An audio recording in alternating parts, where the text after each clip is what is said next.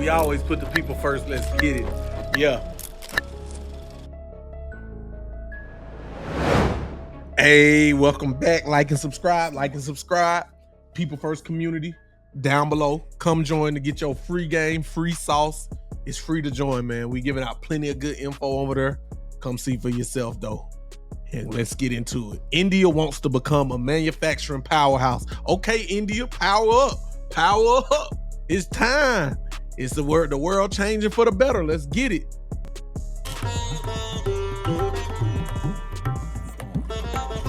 India is the world's second largest. That song was hard. I need that. Drop that again. Let's run that back. That was some heat right there. Let me see this snippet they just played. India is the world's second largest phone market. Over 200 million sold last year.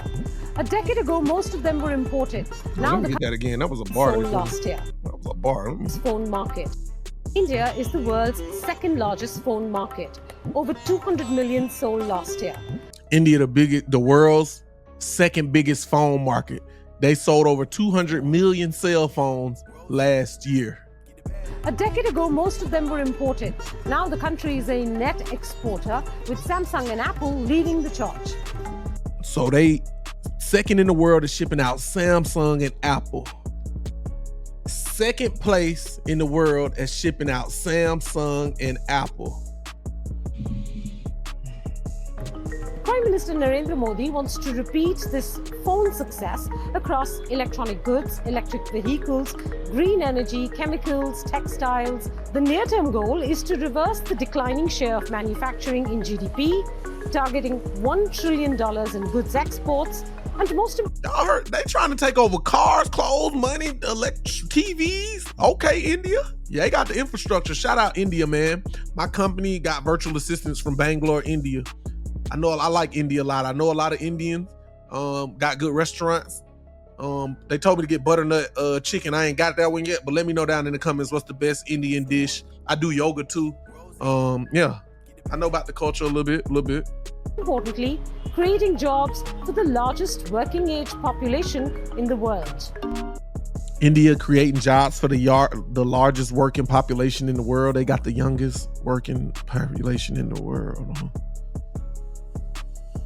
But standing in the way of this manufacturing ambition are some old challenges, land acquisition problems, high logistics costs, and some new ones as well.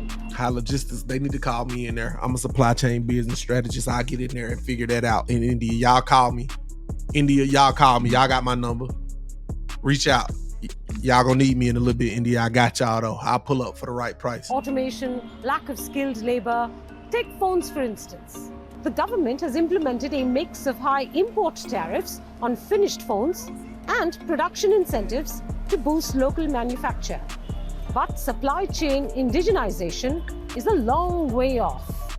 Call me over there once again, India. I'll get y'all supply chain right. You know what I mean? It costs to talk to me though, but we'll get you right though, India. This ain't no big problem. We got it. According to one report, Indian factories add 18% in value to the electronic devices they assemble for export, compared with 38% in China and 24% in Vietnam. So I take it China and Vietnam, they've been doing it longer though. So China 38% more. Yeah, they've been doing it. China like the biggest manufacturing warehouse place. You go get all your shirts and all that right now. But India coming though. Let's see Vietnam on there too. Manufacturing in Vietnam is also cheaper by at least a tenth. See, Vietnam got them beat on price though. That's why Vietnam are doing good. They got them beat on the price. The Make in India campaign will benefit from record investments in infrastructure and logistics. Shout out Vietnam too. They got Vietnamese food. I just ate some yesterday. That's some of my favorite food. Told them people know how to cook. There's also the lure of a potentially large domestic market. And now there's the China Plus One wave, as large global corporations seek to mitigate geopolitical risks and a slowing China economy by diversifying their supply chains. Since the liberalization of its economy in the 90s, India has come to be known as the back office to the world. The back office of the world. I'm telling you, look up the Microsoft story, how Bill Gates went to India, finessed them people out of Microsoft. To the software from Microsoft came from India. Do your research though. I'm telling you, everybody got virtual assistants and business going on in India because they they know they can pay them a cheaper price, and kind of hide that these Indian people doing the work. But that's how it is. That's how it is. You got to find you a plug and work it. You know what I mean? Virtual assistants in India, Philippines. You got to figure out what the sauce, what's really going on out here. These big companies not going to tell you. Them call centers, when you call a company, they got a whole call center in probably India, wherever they at. They got a whole call center that they done bought out in India because the labor cheaper instead of having an American call center. Yeah, outsourcing whole call centers. Things like that. Think big sometimes. But to become a developed economy, the government also needs it to become the factory to the world. Hey, I can see it. India becoming the factory to the world. They trying to take it over, the labor costs. They got a good young population in India. Why not?